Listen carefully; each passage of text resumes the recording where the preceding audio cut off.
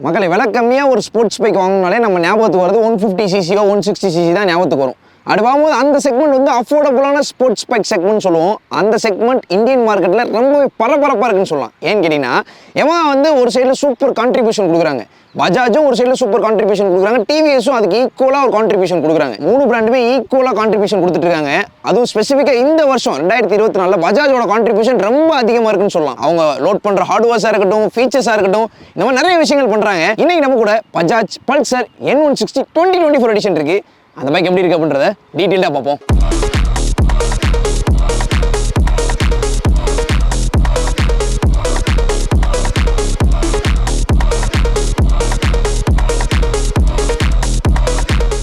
உங்களோட cars and பைக்ஸை வந்து protect பண்ணணும்னு நினைக்கிறீங்களா? அதுவும் டிஸ்கவுண்ட் ப்ரைஸில் பண்ணி கொடுத்தா எப்படி இருக்கும்? எல்லா மாடல் கார்ஸுக்கும் கிராஃபைன் கோட்டிங் 14,999 ரூபாய்க்கு பண்ணி கொடுக்குறாங்க. அதே மாதிரி எல்லா மாடல் கார்ஸுக்கும் செராமிக் கோட்டிங் வந்து 9,999 ரூபாய்க்கு பண்ணி கொடுக்குறாங்க. இது ஸ்பெஷல் ஆஃபர் இந்த ஜூன் மந்த்துக்கு மட்டும். காருக்கு மட்டும் கிடையாது, பைக்ஸுக்கும் செராமிக் கோட்டிங் 1,999 ரூபாய்க்கு பண்ணி கொடுக்குறாங்க.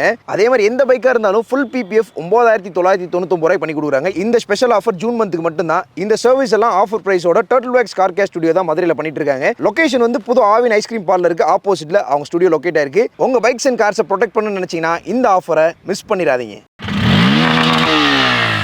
மக்களை நம்ம கூட all new Bajaj Pulsar N160 இருக்கு. இது அப்டேட்டட் வெர்ஷன் 2024 மாடல். இதுக்கு முன்னாடி வந்து அப்டேட் பண்ணி கொடுத்தாங்க, பட் நிறைய விஷயங்கள் அப்டேட் பண்ணல, ஜஸ்ட் கிளஸ்டர் மட்டும் அப்டேட் பண்ணி கொடுத்தாங்க.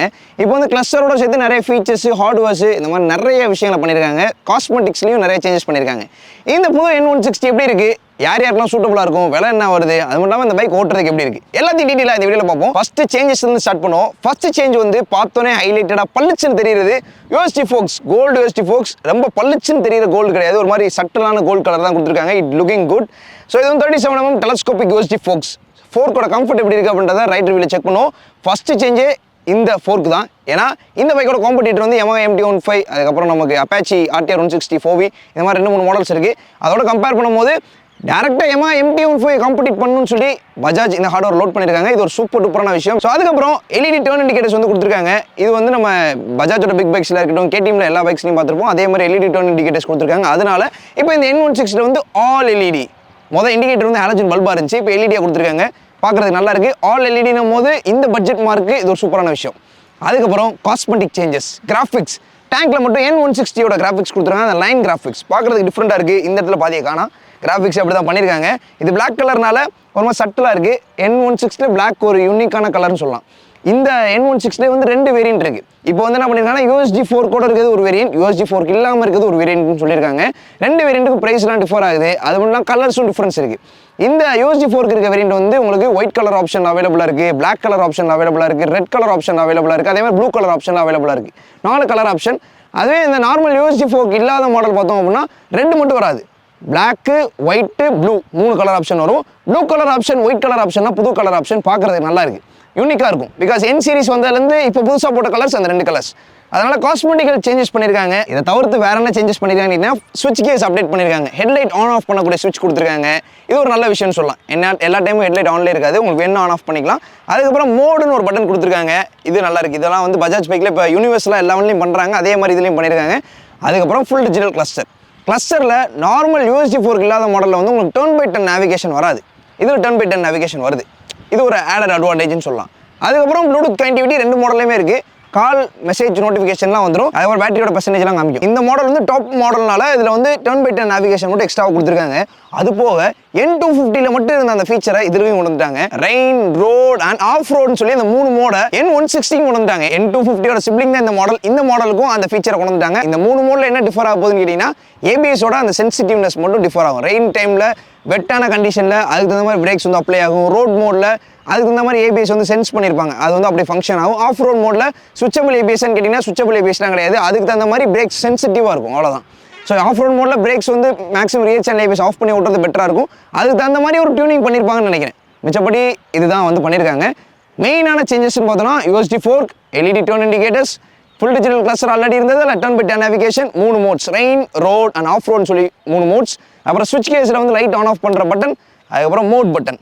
இதுதான் வந்து அப்டேட் பண்ணியிருக்காங்க. கலர் ஸ்கீம் ஆட் பண்ணியிருக்காங்க, கிராஃபிக்ஸ் சேஞ்ச் பண்ணியிருக்காங்க. இதுதான் இந்த பைக்கில் நடந்திருக்க சேஞ்சஸ். இந்த பைக்கோட இன்ஜின் வந்து நம்பர்ஸில் பார்த்தோன்னா 164cc, 16 ஹார்ஸ் பவர். அது மட்டும் இல்லாமல் 14.6 Nm டார்க் ப்ரொடியூஸ் பண்ணக்கூடிய இன்ஜின்.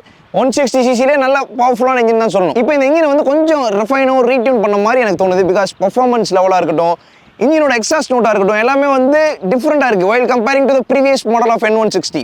இந்த பைக்கோட எக்ஸாஸ்ட் நோட் கேட்டப்போ வந்து எனக்கே ஒரு டிஃப்ரென்ஸ் தெரிஞ்சு இது அப்டேட்டட் வெர்ஷன் அப்படின்றத எல்லா இடத்துலையும் ஃபீல் பண்ண முடிஞ்சு. ஃபர்ஸ்ட் எக்ஸாஸ்ட் நோட் பார்ப்போம்.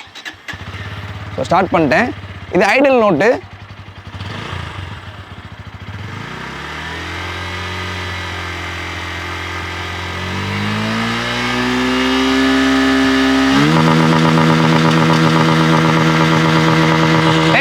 RPM.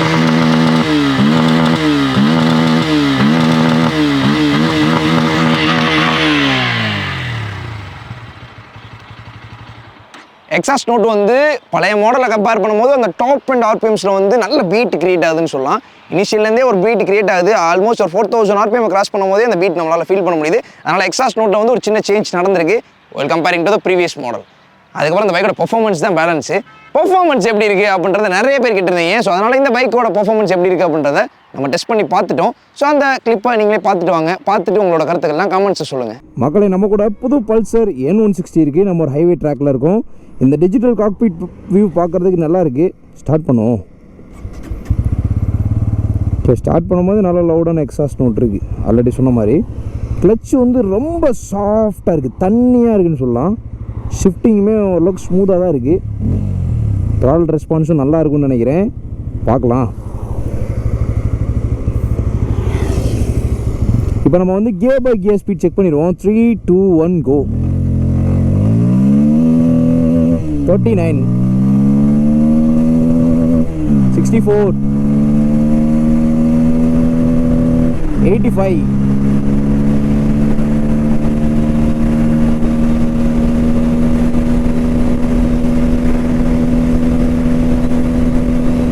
108,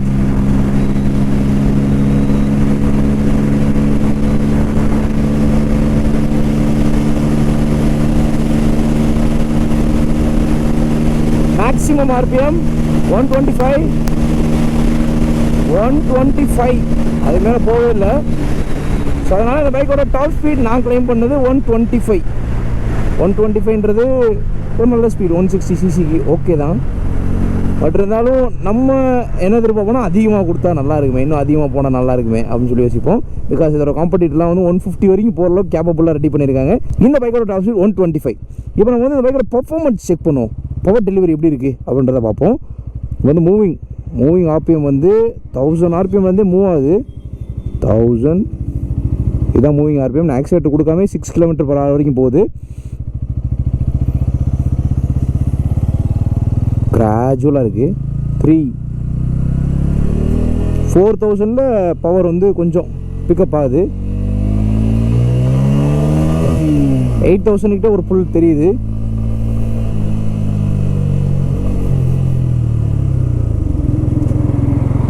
ஸ்லோ பண்ணுறேன். 3000ல் 4000ல் 5000ல் அப்படியே அடுத்தடுத்து அப்படியே அந்த மிட் ரேஞ்ச் பவர் வந்து நல்லாயிருக்கு. அப்படி தான் சொல்லணும். ஏன் பாருங்கள், வந்து 2000 பைட் ஆகிறது 3000ல் தான் பைட் ஆகுது. 3, 4, 5 தாண்டோடனே 5ல் கூட பெருசாக டிஃப்ரென்ஸ் தெரியல. 6ல் நல்ல டிஃப்ரென்ஸ் தெரியுது. அதே மாதிரி இங்கே பாருங்கள், சாஃப்டான clutch, குயிக்கான Tral response, gear shifting ஓரளவுக்கு ஸ்மூத்தாக சைடில் தான் இருக்குது. அதனால் வந்து ரொம்ப சூப்பராக இருக்குன்னு சொல்லாமல் அச்சைலாக இருக்குது ஓட்டுறதுக்கு. பக்கா சும்மா நம்ம நார்மலாக க்ரூஸ் பண்ணாலே 110 க்ரூஸ் பண்ணுறேன். இப்போ நான் பாருங்கள் 110 km/h க்ரூஸ் பண்ணுறேன்.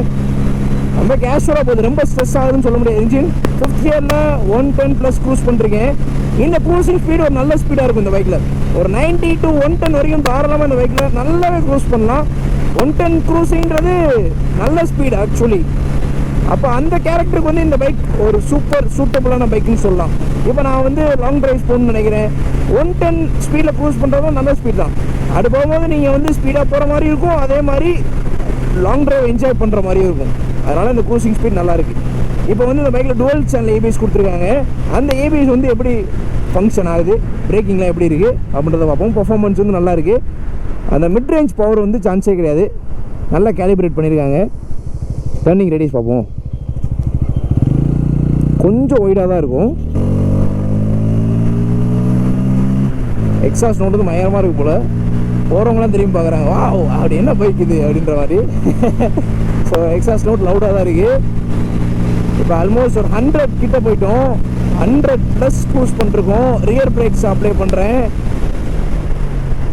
ஹாட் டேப், சின்ன டயர் பிரிண்ட்டு கூட இல்லை, நல்ல ஸ்டாப்பிங். ஓகே, இப்போ ஃப்ரண்ட் பிரேக் செக் பண்ணுவோம். ரியர் பிரேக்ஸே எனக்கு தெரிஞ்சு நல்லா தான் இருக்குது. பிகாஸ் டுவெல் சேனல் பேஸில் நல்லா இருக்குது. 100 again 100. Front breaks so fast, so quick, very very quick அப்படின்னு சொல்லலாம். இம்ப்ரெஸ்ட். ஃப்ரண்ட் பிரேக் சூப்பராக இருக்குது. ரியர் பிரேக்ஸுமே எனக்கு தெரிஞ்சு பெட்டரான ஒரு ஃபீட்பேக். மிச்ச மாடல்ஸ் கம்பேர் பண்ணும்போது, இப்போ ரீசெண்டாக நான் ஓட்டின மாடல்ஸாக கம்பேர் பண்ணும்போது ரியர் பிரேக்ஸ் வந்து பெட்டராக இருக்குது அப்படின்னு தான் சொல்லணும். ஓகே, வைப்ரேஷன் பார்ப்போம். இப்போ 6000 7000 க்ரூஸ் பண்ணிருக்கேன். வைப்ரேஷன் பெருசாக தெரியலைங்க. ஸோ அதுதான் விஷயமே. இப்போ நான் நிப்பாட்டிட்டு க்ரூஸ் பண்ணுறேன். ஸ்டாப் பண்ணிட்டேன், பைக்கே ஸ்டாப் பண்ணிட்டேன். இப்போ நான் மூவ் பண்ணுறேன். 3000லாம் எதுவுமே தெரில, ரொம்ப சாஃப்டாக இருக்குது. 4000 அந்த 5000 கிட்ட போகும்போது வைப்ரேஷன் தெரியுது. ஹேண்டில் பாரில், ஃபுட் பேக்ஸில், சீட்ஸில். எக்ஸாஸ்ட் நோட் உண்மையாகவே லவுடாக தாங்க இருக்குது. ஏன்னா எல்லாருமே திரும்பி பார்க்குற மாதிரி இருக்குது. பிகாஸ் ஒரு 6000 7000 ஆர்பிஎம்ல நல்ல எக்ஸாஸ்ட் நோட் இருக்குது. It crunches. பவர் லேகே இல்லை. வர 4வது கீழே போகிறேன்னா ஸ்லோ பண்ணிடுறேன், ஒரு 50 கீழே போயிடுவோம். எந்த விதமான ஒரு டிஸ்டர்பன்ஸுமே இல்லை. இன்ஜின் இடிக்கலை, கியர் வந்து இடிக்கலை, எதுவுமே பண்ணல. அது பாட்டு போது 4th கியர். இப்போ 30 வந்துடும். 30 இந்த இடத்துல கொஞ்சம் தெரியுது, பட் இருந்தாலும் ரொம்ப தெரியல. மிச்ச பைக்கெலாம் தடன்னு கியர் அடிக்க ஆரம்பிச்சிடும். பட் இதில் வந்து எதுவுமே பண்ணல. பட் கேஷுவலாக போகுது. அதனால் லோ நல்லா இருக்கும்னு நினைக்கிறேன். இப்போ நான் செகண்ட் கியரில் பைக்கு நிப்பாட்டுறேன். செகண்ட் கியர் நிப்பாட்டிடுவோம். ஃப்ரண்ட் பிரேக் இருக்கனால உடனே நிப்பாட்டிடலாம். பிரேக்ஸ் பயங்கரமாக இருக்குது. மூவ் பண்ணுறேன். கிளச்சில் மட்டும்தான் மூவ் பண்ணுறேன், ஆக்சிலேட்டரை கொடுக்கல. அந்த பவரை வந்து ஹிட் பண்ணுற வரைக்கும் கொஞ்சம் ஸ்லோவாக இருக்குது. ஃபஸ்ட் கியர் கொஞ்சம் ஃபாஸ்ட்டாக இருக்கும். எந்த ஒரு இதுவுமே இல்லைங்க. செயின் ஷட்டர் ஆகலை, எதுவுமே ஆகலை, நல்லாயிருக்கு. அப்படியே போயிடுது, அவ்வளோதான். இப்போ ஃபஸ்ட் கியரில் போனோம் அப்படின்னா என்னென்னா, ஃபஸ்ட் கியரில் வந்து உடனே புல் பண்ணும் பவரை.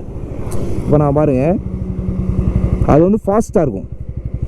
இந்த மூவிங் வந்து ஃபாஸ்ட்டாக இருக்கும். செகண்ட் கியரில் அந்த பவர் எடுக்கிறது கொஞ்சம் டைம் எடுக்கும். புல்லிங் பவர் பார்ப்போம். 3000 மேலே தான் இருக்குது. 3 to 4 5 நல்லா இருக்குது. ஒரு அஜைலான ஒரு மஷின் அப்படின்னு சொல்லலாம். வைப்ரேஷன்ஸ் வந்து அபோவ் 5500 to 6000 நீங்கள் வந்து வைப்ரேஷன்ஸ் ஃபீல் பண்ணுவீங்க. அது வந்து எனக்கு பெருசாக தெரியவே இல்லை. எனக்கு தெரிஞ்சு ஒரு ஃபஸ்ட் கியரில் ஒரு கியரில் மேக்ஸிமம் ஆர்பிஎம் க்ரூஸ் பண்ணும்போது தான் உங்களுக்கு வந்து வைப்ரேஷன்ஸ் தெரியுது. இப்போ இன்கேஸ் ஒரு 110 போயிட்டுருக்கீங்க 5th கியரில் அப்படின்னா அங்கெல்லாம் வைப்ரேஷன் உங்களுக்கு தெரியாதுங்க, தெரியவே இல்லை. சொல்லப்போனால் இந்த 2024 வெர்ஷன் பழைய வெர்ஷனை கம்பேர் பண்ணும்போது பெட்டராக இருக்குன்னு சொல்லலாம். ஆல்ரெடி சொல்லியிருந்தேன், எக்ஸாஸ்ட் நோட்டில் பெட்டராக இருந்துச்சு. அதே மாதிரி பர்ஃபார்மன்ஸ்லேயும் பெட்டராக இருக்குன்னு சொல்லலாம். ஸோ N16 இதுதான் என்னோட ஓவரால் ரைட் கன்க்ளூஷன். பர்ஃபார்மன்ஸ் வந்து நல்ல அஜைலாக இருக்குது. ரொம்ப குயிக்காக ஃபாஸ்ட்டாக மிரட்டுற மாதிரி இருக்குன்னு கிடையாது, கிராஜுவலாக இருக்குது. அதில் எனக்கு ரொம்ப பிடிச்ச விஷயம் இந்த வண்டியோட ஆக்சலரேஷன், இந்த த்ராட்டில் ரவ் பேண்டு, கிளச்சோட ப்ளே, சாஃப்டான கிளச் ப்ளே, கியர் ஷிஃப்டிங் வந்து ரஃபாகவே இல்லை, ரொம்ப சாஃப்டாக இருக்குது. இந்த மூணுமே வந்து ஒரே லெவலில் ப்ளே ஆகிறனால நல்ல ஒரு ஷிஃப்டிங் கிடைக்குது. ஓட்டுறதுக்கு வந்து ஒரு நல்ல டிஃப்ரெண்ட்டான ஃபீல் க்ரியேட் பண்ணுதுன்னு சொல்லலாம். அதே மாதிரி பழைய காக்பிட் வியூ மிஸ் பண்ணுறோம், பட் இதுவுமே வந்து பெட்டராக இருக்குது. இது எங்களுக்கு பழகிடும், கண்டிப்பாக பழகி தான் ஆகணும். பல்சர் N160 யாருக்கெல்லாம் சூட்டபுளாக இருக்கும் அப்படின்றத செக் பண்ணி பார்ப்போம். ரைடிங் போஸ்டர் ஏறக்குள்ள ஈஸியாக தான் இருக்குது. பிகாஸ் பெரிய ஃபேரிங்லாம் கிடையாது, உங்களுக்கு எங்கேயுமே தட்டாது, ஃப்ரீயாக ஏறி உட்காந்துலாம். நேக்கடு பைக் தானே. டேங்க்குமே வந்து ஒரு மாதிரி ஸ்லிம் அண்ட் காம்பேக்டாக இருக்குது, அதனால் ஈஸியாக இருக்கும் உங்களுக்கு. ஸோ இதான் ரைடிங் போஸ்டர். சீட்டோட கம்ஃபர்ட் பெட்டராக இருக்குது. சீட்டோட கம்ஃபர்ட் வந்து பெட்டராக இருக்கிறது காரணம் அதோட சப்போர்ட் வந்து நல்லா ஒய்டாக கிடைக்குது. ஓகே, ஹேண்டில் பாரோட பொசிஷன் தான் வந்து இதில் கொஞ்சம் டிஃப்ரெண்ட்டாக இருக்கும். ஒரு மாதிரி ஒரு லைட் வெயிட் ஹேண்டில் பார்னு சொல்லலாம். பட் அது வந்து ஒய்டாக இருக்கா இல்லை வந்து எப்படி இருக்குது அப்படின்றத ஒரு கரெக்டான வேர்டில் வந்து நம்மளால் சொல்ல முடியாது. ஸோ அந்த மாதிரி ஒரு டிஃப்ரெண்ட்டான லெவலில் அந்த ஹேண்டில் பாரை கொடுத்துருப்பாங்க. இந்த பைக்கில் மட்டும்தான் இந்த மாதிரி ஒரு ஹேண்டில் பார் இருக்குன்னு சொல்ல முடியும். சொல்ல போனால் மார்க்கெட்டில் மிச்ச மாடல்ஸ் கம்பேர் பண்ணும்போது இந்த ஹேண்டில் பார் செட்டப் வேறு எந்த பைக்லையும் கிடையாது. லைட் வெயிட் பார்த்துருப்போம், கிளிப்பான் பார்த்துருப்போம், ஒரு மாதிரி நார்மலான கிளிப்பானு, ஃபுல்லி கிளிப்பானு, இந்த மாதிரி நிறையா விஷயங்கள் ஹேண்டில் பார்ஸில் இருக்குது. இந்த ஹேண்டில் பார் கொஞ்சம் டிஃப்ரெண்ட்டாக இருக்குது. அதனால் கொஞ்சம் ஒரு பிட் லெவல் லீன் பண்ணி தான் ஓட்டுற மாதிரி இருக்குது. இது பார்த்துக்கோங்க, இதுதான் ரைடிங் போஸ்டர். பட் ரொம்ப லீன்லாம் கிடையாது. உங்களால் லாங் ட்ரைவ்ஸ்லாம் போக முடியும், சிட்டிக்குள்ளே டெய்லியும் கம்யூட் பண்ண முடியும், அதில் எந்த பிரச்சனையும் இருக்காது. அதே மாதிரி இந்த பைக்கில் வந்து நான் பார்த்தது ரொம்ப அப்ரைட்டாக இருக்குது. சீட் வந்து நல்லா ஹைட்டாக இருக்குது. சீட் ஹைட்னால கால் எட்டுமா எட்டாதான்ல பற்றி டவுட்லாம் வேணாம். நான் வந்து 5.7 ஃபீட் இருக்கேன். எனக்கு வந்து ஆல்மோஸ்ட் 2 லெக்குமே ஈவனாக ப்ளேஸ் ஆகுது. அதெல்லாம் பெரிய பிரச்சனை கிடையாது. அதனால் நீங்கள் ஒரு 5.2 ஃபீட் ப்ளஸ் இருந்தாலே ட்ரை பண்ணி பாருங்கள்.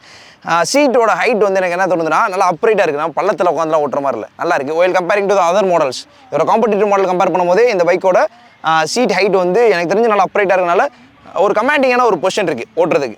அப்படி தான் சொல்லணும். இதான் ரைடிங் போஸ்டர்.